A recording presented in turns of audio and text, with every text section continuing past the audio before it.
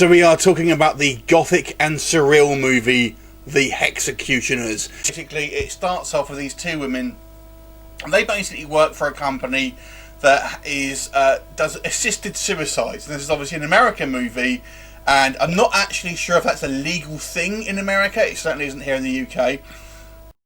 Basically, we have a little blurb at the beginning of the film saying that a few years ago a law has passed where it's now legal for private companies to basically, have this service of assisted suicide where people, don't want to live anymore, basically. And it focuses on these two young women.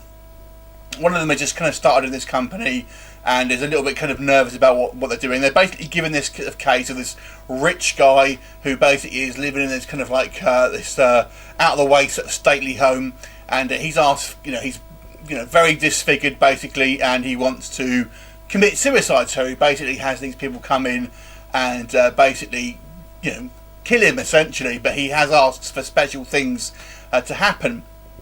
Now these two women turns up at this kind of estate, and they're met by this kind of like odd looking caretaker, I guess you'd call him, and then as the story unravels, it gets kind of more and more spooky and more kind of surreal as the special conditions, shall we say, that affect this kind of suicide are more and more bizarre. So that's what I would kind of say really in regards to the plot. So it's somewhat original plot, I have to say. I don't recall seeing many, if any, films that have this kind of specific plot. So fair play for having a pretty original idea here. Now the interesting thing with this film is when I was watching it kind of, first of all, the initial part of this movie reminded me of a very much an MTV style movie. It was very much a very unsubtle film, shall we say, initially.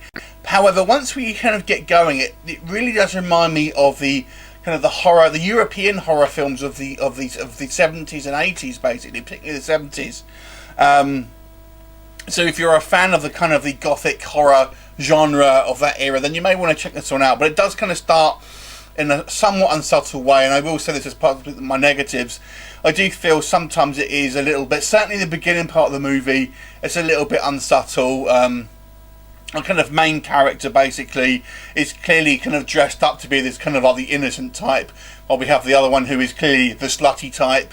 And then we go into this kind of big house, and we have this guy who's real obviously a creepy groundskeeper or whatever, and it's just, they're a little bit too obvious, to be honest with you, and there's a few kind of like very sort of obvious things basically. But the only other thing I would say in regards to negatives with this plot, I feel like the plot, as the film kind of gets going, maybe past the kind of halfway mark, it does get a tad convoluted, and the middle section I would say drags a little bit.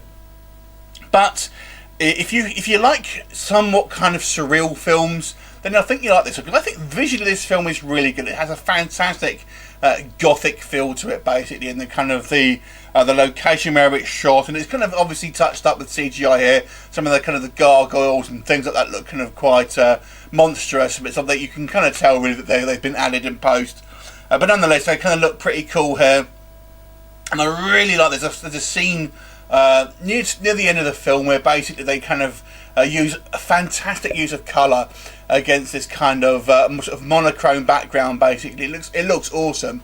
So I do like some of the very artistic visual choices here. I do think maybe it kind of veers a little bit too much into somewhat of a surreal territory. Kind of, if you've seen my review of Mark of the Witch, it's a little bit like that in a way, but not quite as bonkers as that film. But I do feel sometimes it gets lost in its own artistic vision to a certain degree. But it is a fantastic film to look at. I actually kind of quite liked the two leads, so the two female leads.